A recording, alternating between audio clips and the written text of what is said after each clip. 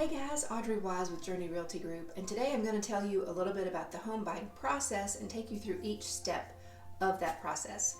The first step is really to meet with a realtor, and I would suggest interviewing 2 or 3 and then choosing one that you feel most comfortable with and that you trust and you feel comfortable moving forward with, and then you guys can talk about what you're looking for in a home, your wants versus your needs, what area you'd like to be in, and a lot of times your realtor will actually help you narrow down what you really want, and they'll help you hone in on your priorities and give you a clearer focus. So it really helps to talk that through with a realtor. And the second thing you need to do, if you haven't done it already, is to get pre-approved. I also recommend talking to 2 or 3 lenders and checking out all their products and seeing which lender offers you the best interest rate and which lender you feel comfortable working with moving forward. But the purpose of meeting with a lender is to get an actual budget in mind. A lot of times people have an idea of what they think they can afford in their next home, and sometimes they find out they can afford more, and sometimes they find out they can't quite afford what they thought they could. So it's definitely a good idea to get that budget up front so that you know what to look for.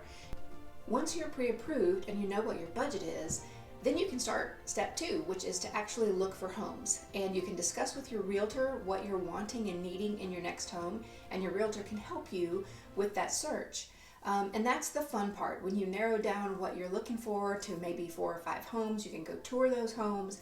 And that's the fun part of the search for most people, is actually getting to go inside and look at the houses. And then when you walk in and you find the one, that is just the most satisfying feeling in the world, for both you and your realtor probably.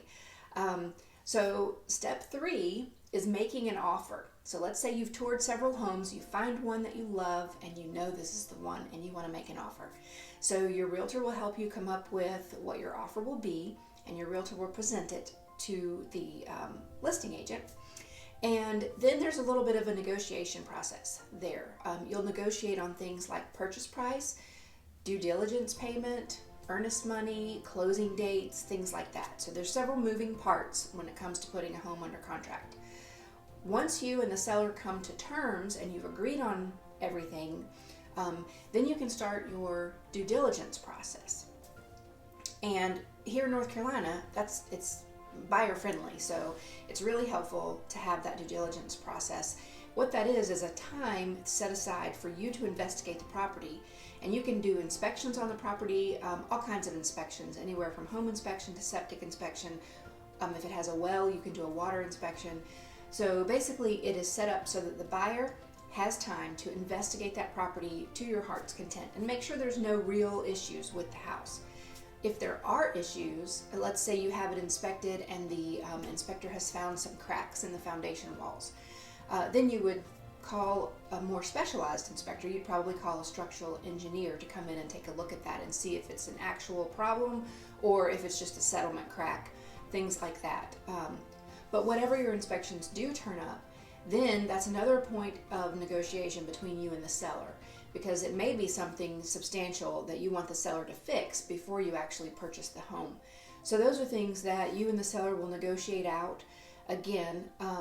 And also during your due diligence period, you have the option to terminate the contract and walk away from that home should you decide to do so.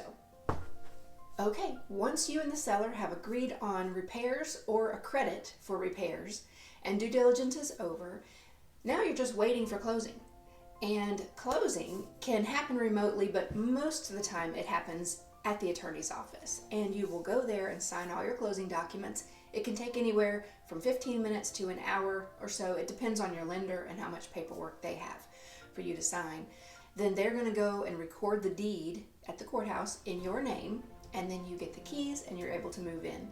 And that is a super exciting time. And that's what you've been waiting for all along, right?